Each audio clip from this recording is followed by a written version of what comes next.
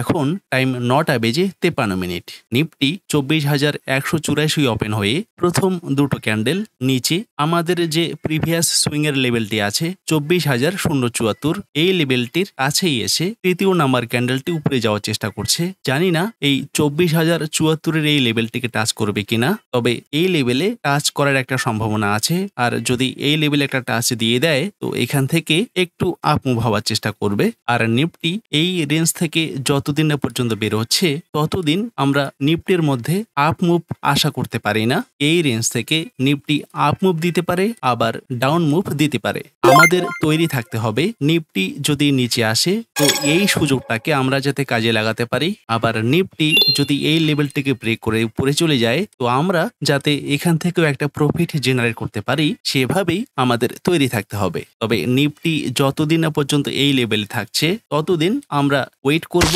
আজকে আমি কোন স্টকে এন্ট্রি করছি না, যে স্টকগুলোতে এন্ট্রি করে বসে আছি এখানে আনরিয়ালাইজড গেইন 8,471 টাকা। তবে যে স্টকগুলোতে এন্ট্রি করে বসে আছি এই স্টকগুলো থেকে লস বুক করে এক্সিট করব না, এই সিদ্ধান্তটি আমি এন্ট্রি করার আগেই নিয়ে নিয়েছি। এখানে অপেক্ষা করা লাগতে পারে 6 মাস, 1 বছর বা 2 বছর, যতদিনই অপেক্ষা করা লাগুক আমি যাতে এখানে টিকে থাকতে পারি সেই জন্যই মানি ম্যানেজমেন্টটুকু ফলো করা। তো এখন টাইম 9টা বেজে 58 মিনিট। দেখা যাক আজকে কোন একটা স্টক টার্গেট হিট করে কিনা। যদি কোন একটা স্টক টার্গেট হিট করে দেয় আমি পরবর্তীকালে আপডেট দিয়ে দিচ্ছি।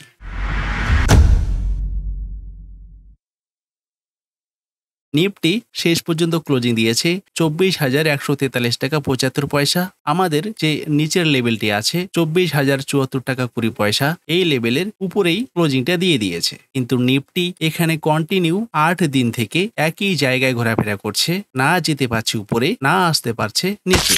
আর এই কারণেই আমরা যে স্টকগুলোতে এন্ট্রি করে বসে আছি সেইগুলোর কোনোটি টার্গেট হিট করছে না, বরং স্টকগুলো নিচেই যাচ্ছে। তো নিফটির মধ্যে একটা মুভ না আসা পর্যন্ত আমাদের কিছুদিন অপেক্ষা করা লাগতে পারে, আর আমরা সেটাই করব। কারণ যেহেতু আমরা এখানে মানি ম্যানেজমেন্ট ফলো করেই এন্ট্রি করেছিলাম। আর ইন্ডিয়া ভিক্স এখানে 15 দাঁড়িয়ে আছে, মানে এটি নর্মালি বলা যেতে পারে। তো দেখা যাক মার্কেটে কতদিনে একটা মুভ আসে। আর এখানে দেখুন 9ই আগস্টের পর আমার কোনো স্টকে টার্গেট হিট করেনি। যে স্টকগুলোতে এন্ট্রি করেছিলাম সেগুলো এখনো ওপেন পজিশনেই পড়ে আছে। আর আগামীকাল হলিডে, তাই কোনো স্টক নিয়েই আমি আলোচনা করছি না। আগামী 20 দিনের জন্য কোন কোন স্টকগুলোতে আমরা এন্ট্রি করতে পারি সেই বিষয়ে হয়তো আগামীকাল আলোচনা করার চেষ্টা করব। আজকের মতো এইটুকুই। ভিডিওটি যদি ভালো লাগে লাইক ও শেয়ার করবেন, কমেন্ট বক্সে আপনার মতামত জানাবেন। দেখা হচ্ছে নেক্সট ভিডিওতে। ধন্যবাদ, ভালো থাকবেন।